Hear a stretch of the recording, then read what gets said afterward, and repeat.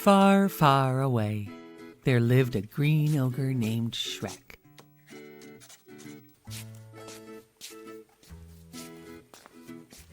He lived far away near a stinky swamp where no one ever came to visit. Shrek spent his days alone, which was just the way he liked it. One afternoon in the forest, a beast named Donkey bumped right into Shrek.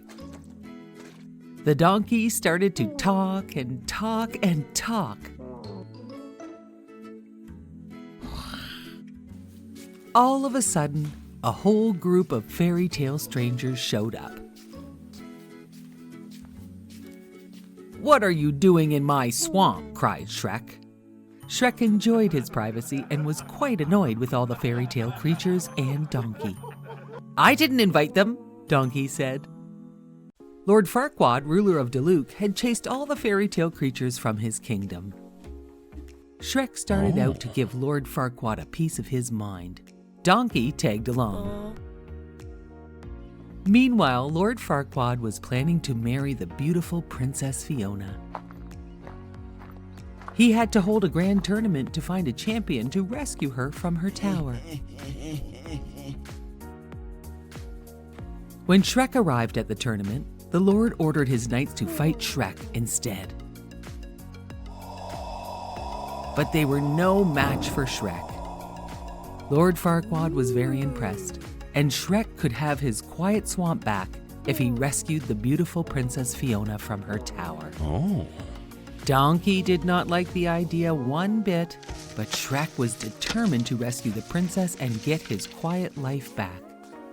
So they began their journey across the smoky fields. And soon they were in a dark castle with a fire-breathing dragon.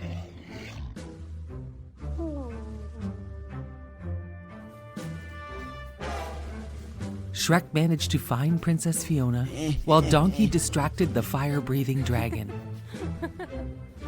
As they ran through the forest, Princess Fiona learned that Shrek really wanted his stinky swamp and quiet life, and he really did not care about saving her. Surprisingly, Shrek and Princess Fiona were a lot alike. And along the way home, they began to enjoy each other's company. Princess Fiona thought to herself that Shrek could not possibly feel the same way about her that she was feeling about him. So she continued on to marry Lord Farquaad. Shrek stomped off to his stinky swamp. He was quite sad and alone.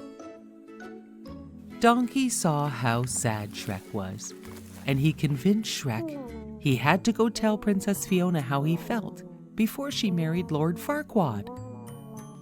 Meanwhile, Princess Fiona had a secret that would be revealed to the entire kingdom if the sun set before she received love's true kiss. When Shrek arrived, she was bathed in a dazzling light. Then the light started to fade. As the light faded, Princess Fiona transformed into a beautiful, green, female ogre. Lord Farquaad was horrified, but Shrek had never been happier. When Princess Fiona kissed Shrek, she wondered if she would be transformed back into the old dazzling princess. But she remained a green female ogre. "Oh dear, I am supposed to be beautiful," said Fiona. "But you are beautiful," said Shrek. They were in love. On his quest to protect his privacy, Shrek found true love and friendship instead. On the day of their wedding, the swamp overflowed with all their wonderful fairy tale friends. On the day of their wedding, the swamp overflowed with all of their wonderful friends and fairy tale creatures. The Gingerbread Man, Puss in Boots, the Three Blind Mice, even Lord Farquaad and his knights came to celebrate the marriage of Shrek to his beautiful bride, Princess Fiona. donkey was so excited, he found it hard to be quiet while Shrek and Princess Fiona took their wedding vows. But he managed to control his excitement. Shrek and Princess Fiona were married in their beautiful stinky swamp and lived happily ever after.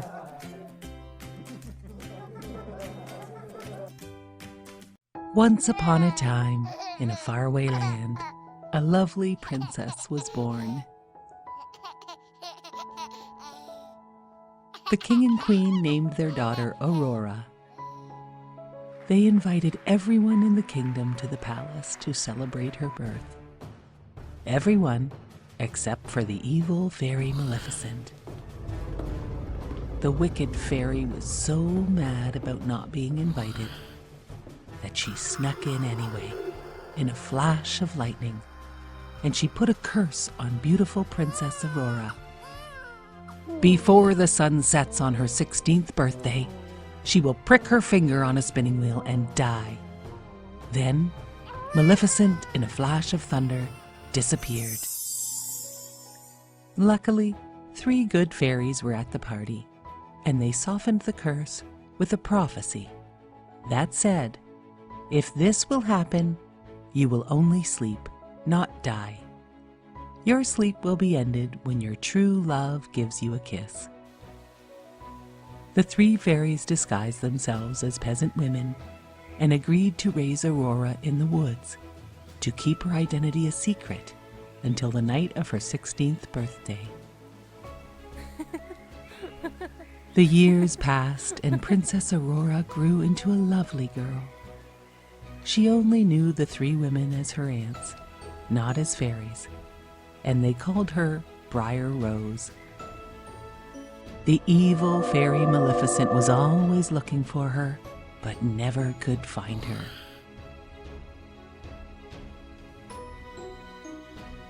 Briar Rose always dreamed of meeting a handsome young man and falling in love. Then, on the day of her 16th birthday, a prince was riding through the woods. The prince heard Briar Rose singing. He asked her to dance, and before they knew it, they had fallen in love.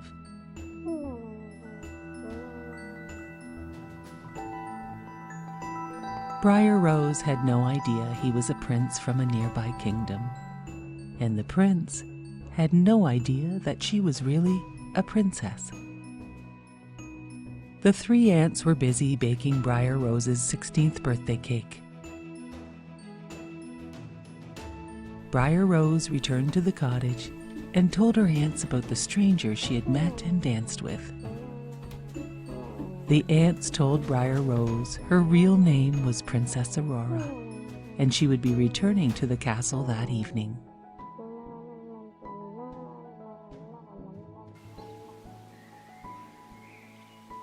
The 3 fairies brought Princess Aurora home to her eagerly awaiting family. Everyone thought the princess had escaped Maleficent's evil curse. But no one knew Maleficent was hiding upstairs. As soon as Maleficent saw Aurora alone, she put her in a trance and led her into a room with a gleaming spinning wheel. "Touch the spindle, touch it," said Maleficent. Princess Aurora obeyed. She pricked her finger and fell to the floor. The 3 fairies found the sleeping princess and were heartbroken. They must now find the handsome stranger the princess had met in the woods. The fairies found the prince, and when he heard the news, he raced towards Princess Aurora's castle. Maleficent was waiting to stop the prince, but she was no match for the prince, and he made his way to the peaceful, beautiful, sleeping Princess Aurora. He knelt by her side and gently kissed her. Slowly, Princess Aurora opened her eyes. She smiled when she saw the face of the handsome stranger from the forest. He was her true love. Aurora sat up and took his hand. The prince asked Aurora to be his bride. "Yes, of course," replied Princess Aurora. They would live in his grand castle, close to her parents and her fairy aunts. Princess Aurora and the prince lived happily ever after. Once upon a time, there was a lovely lady who lived in the countryside. Her beautiful white cottage was filled with the smell of fresh baked cookies that wafted over to her barn. She loved to bake cookies. One day, she wanted to bake something extra nice with flour, sugar, and spice. She got out her big red mixing bowl and her wooden spoon. She mixed all her ingredients until the batter was just right. Then she rolled out her dough just perfectly. She thought, "This dough is so perfect and flat and just like butter. I think it is time for my cookie cutter." Soon the cookie was baked perfectly. She had used a gingerbread man cookie cutter. The lady thought she must decorate this special cookie with 2 eyes, lips, and a nose, and a nice bow tie around the neck. She thought he looked delicious and wanted to eat him. Before she knew it, the gingerbread man cookie came to life, hopped off the cookie pan, and ran out of the cottage. No. Oh no. She ran after him. "Don't run! I want to eat you!" The gingerbread man shouted back, "Run, run as fast as you can. You can't catch me, I'm the gingerbread man." As she ran after him past her barn, a cow smelled the cookie and wanted to eat him too. The cow began to chase the gingerbread man, along with the lady. The gingerbread man saw the cow chasing him, and he said, "Run, run as fast as you can. You can't catch me, I'm the gingerbread man." Soon a chicken and a pig from the farm joined the chase for the gingerbread man. They chased him all the way to the edge of the big pond. The gingerbread man knew he would melt if he went into the pond. And then, all of a sudden, a sly fox appeared and offered to help the gingerbread man cross the water. "But I think you might eat me," said the gingerbread man. "Oh, don't worry. I just want to help you cross the water," said the sly fox. The gingerbread man thought it was okay, and he jumped onto the sly fox's tail. The lady and the barnyard animals watched as the gingerbread man crossed the pond with the sly fox. Soon the water got higher, and the fox told the gingerbread man to get on his back to avoid getting wet. The gingerbread man crawled from the fox's tail to his back. Then the water got even deeper, and the fox asked the gingerbread man to hop on his head to be safe from the water. Soon even the fox's head was going under the water. He asked the gingerbread man to hop on his nose to really finish his plan. The gingerbread man hopped on the fox's nose. Just as they reached land, the fox flipped his nose and the gingerbread man went flying into the air and was falling towards the sly fox's mouth. The sly fox's plan was now very evident. He was going to eat the gingerbread man. All of a sudden, a crow snatched the gingerbread man from the air The gingerbread man was now in the crow's beak. The fox just stared as the crow flew away in the sky. The gingerbread man asked the crow, "Do crows eat gingerbread men?" "Yes," said the crow. And when he opened his beak to answer the gingerbread man fell down to the ground. Ow, ow, ow.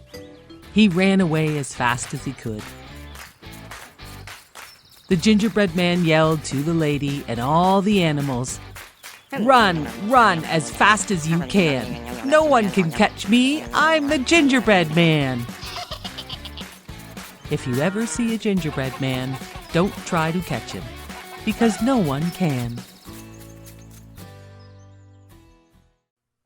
Once upon a time, there were 25 tin soldiers that were in a box. The toy soldiers were brave and handsome. Each tin soldier wore a smart blue uniform. One soldier that had been made last had only one leg, as the toy maker had run out of tin. The one-legged tin soldier was as brave and handsome as all the other soldiers in the box. The box was given to a boy on his birthday. The boy placed the box in his room filled with wonderful toys. The tin soldier noticed a beautiful doll that stood on one leg in her ballerina pose. He fell in love with her at once, as he believed she stood on one leg just like him, and she was so lovely.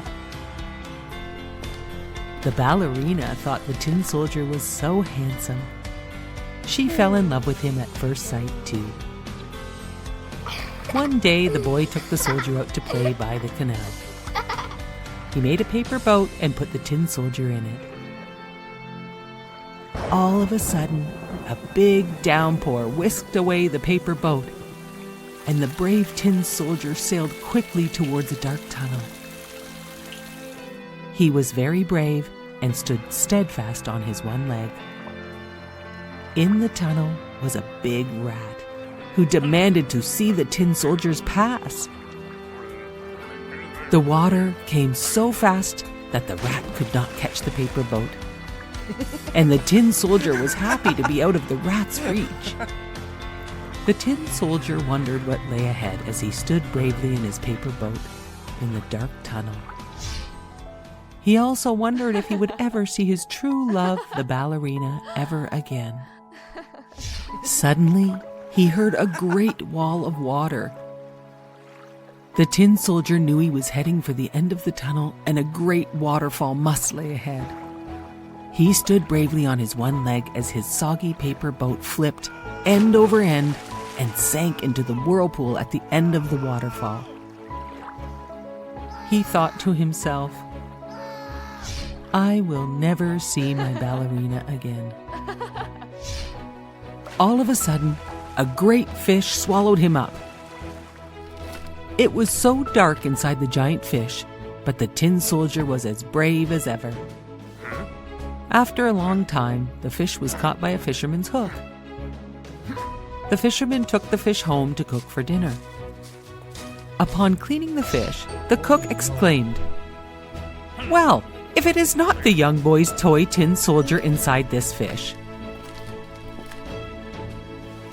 The tin soldier was thrilled to be home as the cook placed him back in the toy room.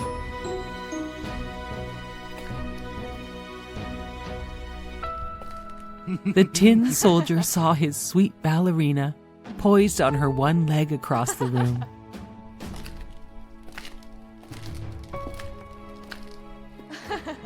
The one-legged toy soldier smiled when the little boy approached. "Where have you been?" said the little boy. "You smell like fish and are so dirty." The little boy opened the window and tossed the tin soldier out the window.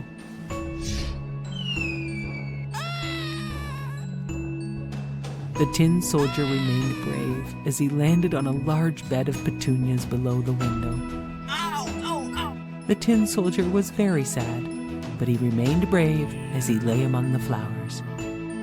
Just then, as the boy was playing with the ballerina on the window ledge, a gentle wind knocked the ballerina to the ground below.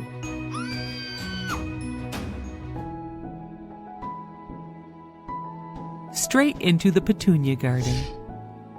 The brave tin soldier could not believe his eyes when his ballerina landed right in front of him. The tin soldier asked her to stay with him and be his wife. "Yes," she exclaimed, "I thought you would never ask." The tin soldier and his ballerina were married in the flower garden below. In the moonlight, she would dance for him among the flower petals. They remained true to each other forever, living in the lovely flower garden as husband and wife.